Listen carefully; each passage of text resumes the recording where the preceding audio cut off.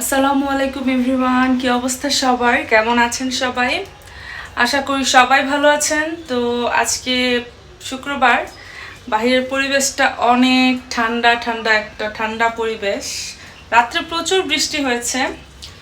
তো আজকে দেখি কোথাও বাইরে যাওয়ার প্ল্যান আছে, তো দুপুরে রান্নাটা করার জন্য চলে আসলাম। তো আজকে আয়ান বলতেছে এই যে ইলিশ মাছ খাবে। তো আমি ফ্রিজে দেখলাম যে ইলিশ মাছ আছে কিনা, ছোট্ট একটা ইলিশ মাছ পেয়েছি। তো এটা কাটবো, কেটে ইলিশ মাছ আর ভুনা খিচুড়ি রান্না করব। এখন এটা আমি শক্ত শক্ত অবস্থায় কেটে ফেলবো, বেশি একটা নরম অবস্থা করব না, শক্ত অবস্থায় এটা কাটবো। মাছ একদম শক্ত শক্ত অবস্থায় আমি দেখুন এই যে সুন্দর করে কেটে নিয়েছি। আর এভাবে কাটার ফলে মাছগুলো অনেক সুন্দর থাকে, নষ্ট হয় না। আমি মাছের আঁশ ফার্স্টে তুলে তারপরে কেটেছি। আর এখন একদম কড়া করে ভেজে নিব, যেহেতু আমি মাছ ভুনা করব তাই আর কি ভেজে নিচ্ছি অল্প তেলে। মশলা খুব একটা ব্যবহার করব না, হালকা পাতলা মশলা দিয়ে মচমচে করে ভেজে নেব।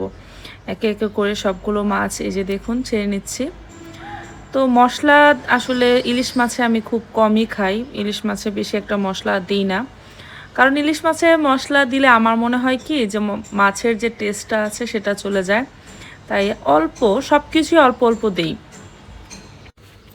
এখন আমি যে মাছের অবশিষ্ট তেল আছে সেটা আরেকটা ফ্রাই প্যানে দিয়ে আর একটু সামান্য তেল অ্যাড করে অল্প পেঁয়াজ দিয়ে নিচ্ছি। পেঁয়াজের সাথে অল্প একটু কাঁচামরিচ দিয়ে নিব, কারণ পেঁয়াজ আর কাঁচামরিচ একসাথে কিন্তু জালে আসলে মানে ঝালের টেস্টটা যে আছে এটা খুব সুন্দরভাবে হয়, আর মানে ঝালটা খুব পারফেক্টলি হয়।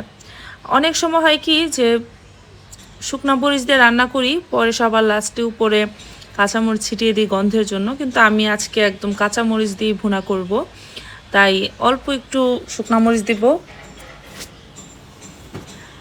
তো আমি পেঁয়াজের মধ্যে লবণ দিয়ে নিচ্ছি। তো লবণ দেওয়ার জন্য পেঁয়াজটা খুব সুন্দর করে তেলের সাথে মিশে যায় এবং ভুনার ঝোলটা খুব সুন্দর হয়, তাই আমি আগে দেওয়ার চেষ্টা করি। তারপর একে একে একটু আদা রসুন বাটা দিলাম, আর সাথে হলুদের গুঁড়া 2 চামচ, 1 চামচ মরিচের গুঁড়া, 1 চামচ ধনিয়ার গুঁড়া, 1 চামচ জিরার গুঁড়া দিয়ে খুব সুন্দর করে ভাজা ভাজা করে কষিয়ে নিচ্ছি। তো মাছটা আসলে মশলাটা যদি কষানো সুন্দর হয়ে থাকে তাহলে কিন্তু মাছটা খেতে অনেক ভালো লাগে।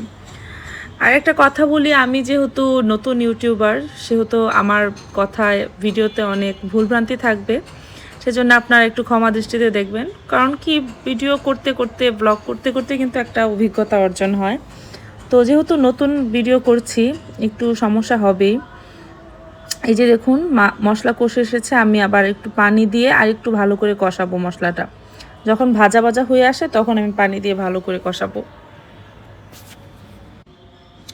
এই যে পানিটা শুকিয়ে একদম কষে এসেছে, এখন আমি ভাজা ইলিশ মাছগুলো এখানে দিয়ে নিচ্ছি। তো মাছগুলো একে একে সবগুলো দিয়ে নিব, আর অল্প একটু পানি দিয়ে মাছটা আর একটু মশলাতে কষাবো, ব্যাস হয়ে যাবে। খুবই ইজি, আপনারা সবাই করেন। তারপর আমারটা আমি কিভাবে করি সেটা একবার দেখাচ্ছি। এখন এই যে অল্প একটু পানি দিয়ে দিব আর পানি দিয়ে ঢেকে দিব। মাছগুলো একটু নাড়াচাড়া করে মশলার সাথে অল্প একটু পানি দিয়ে নেব, আর এখন একটু ঢেকে দিব। ঝোলটা খুবই কম রাখবো আমি, তাই অল্প একটু পানি দিয়ে নিচ্ছি। আর যেহেতু এটা ফ্রাই প্যান ছড়ানো মনে হচ্ছে অনেক পানি দিয়েছি, আসলে খুবই কম পানি দিয়েছি। এখন ঢেকে দিব। আর আজকে দুপুর থেকে দেখছি ভালোই রোদ উঠেছে। সকালবেলা তো অনেক মেঘলা ছিল, রাত্রে প্রচুর বৃষ্টি হয়েছে। তো আমার বারান্দায় কিছু কাপড় ছিল, সবগুলোই দেখি ভিজে গিয়েছে। আয়নের জুতা রোদ্রে দেওয়া জুতা ছিল, সেটাও ভিজে গিয়েছে। তো এই যে দেখুন নিচে কি পরিমাণে হচ্ছে আম গাছ আমার বাসার নিচে। তো প্রচুর মুকুল এসেছিল এই আম গাছগুলোতে। তো আমি যখন ডিসেম্বর মাসে গেলাম ময়মনসিংহে দেখলাম প্রচুর মুকুল এসেছে, বাট এখন দেখি একদমই আম নেই, কয়েকটা জাস্ট ঝুলছে। আর এই যে দেখুন আমার ইলিশ মাছটা এরকম হয়েছে। আর বিকালবেলা তো আমার বাসায় চলে এসেছে হচ্ছে আমার ছেলের বন্ধু, একমাত্র বন্ধু। এটাই আমার ছেলের একমাত্র বেস্ট ফ্রেন্ড। তো তাদের সাথে একটু মজা করছিলাম, বলছিলাম যে তোমরা কি সারা জীবন এরকম ফ্রেন্ডশিপ থাকবে তোমাদের? তারা বলতেছিল অবশ্যই থাকবে, অবশ্যই, আর পান করতেছিল।